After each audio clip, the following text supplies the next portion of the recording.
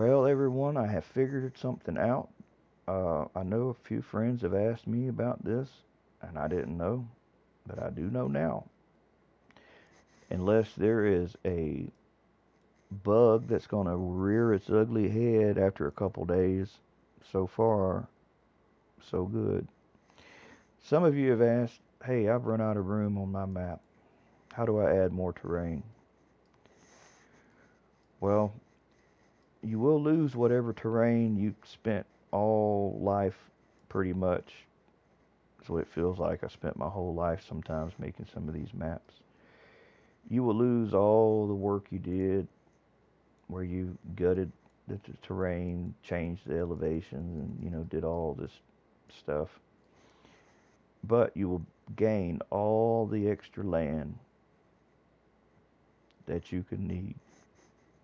Which this chunk of land is twice the size of Italy. Now you see I got the camera at 100 speed, holding shift down. It still takes a while to get from one side to the other. Oh, here's the way to put it. That small island. So that small island right there. This was the map I was working on. Y'all saw me working on, which was 256 by 256. It was about that big. This is small island, 1024 by 1024. And this is the size of Italy. These four squares here, which is 2048 by 2048.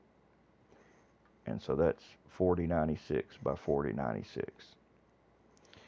Now what the big thing is, the good news, like what I want to share, like for me, what the discovery is that you can have these big blocks of land and still keep your small little paintbrush.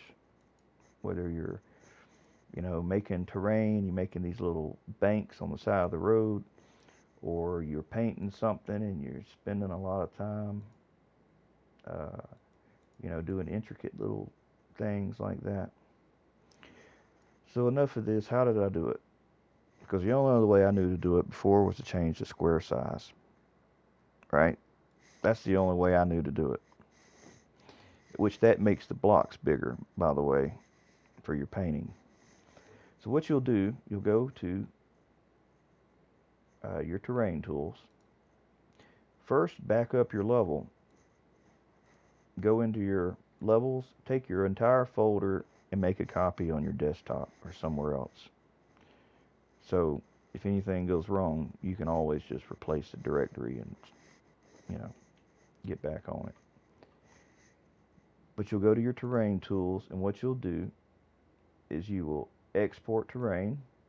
It's going to default stick it in the root folder of the level. Just export. When you get to the level and you look at the terrain, you look at the exported terrain, the first one you should see is heightmap.png. This is the size that will determine the size of the map. You'll just load it into your photo editing program, which I've already got it loaded. But before I did this video, this is the size that it was when I imported it in from the new export. Because it wasn't the size of Italy. You've seen how small the map was. It was 256 by 256. Now, just to double this, you export as, well, if you're using GIMP or Photoshop, save as, and I got ahead of myself. You go to image, scale image, and change the size, 512 by 512. Resave it. If you're using GIMP, you have to you can overwrite it, export as, but you're going to overwrite this file to the new size. But you may be at 512 by 512 already, or you're maybe at 1024 by 1024. You may want more. I started with 256, so I only want double the size. I don't need no big map. So we resave. Now all you have to do is go to import terrain, the type map image, which import terrain is in your terrain tools, import height, and this height map, you just browse for it and you pick it. So you see 512 by 512. Hit open and hit import.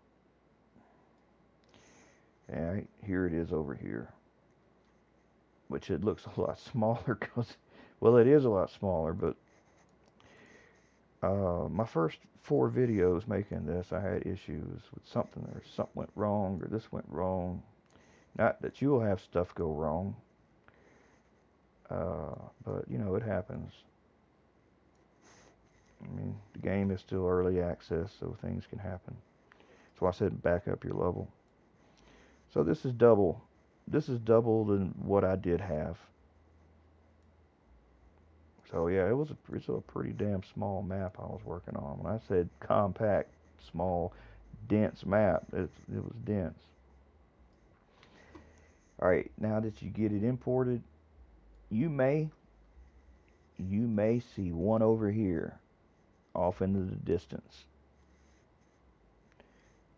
which I'm kind of irritated it didn't do it that way, because now it's like you're probably going to see something different than what I just saw.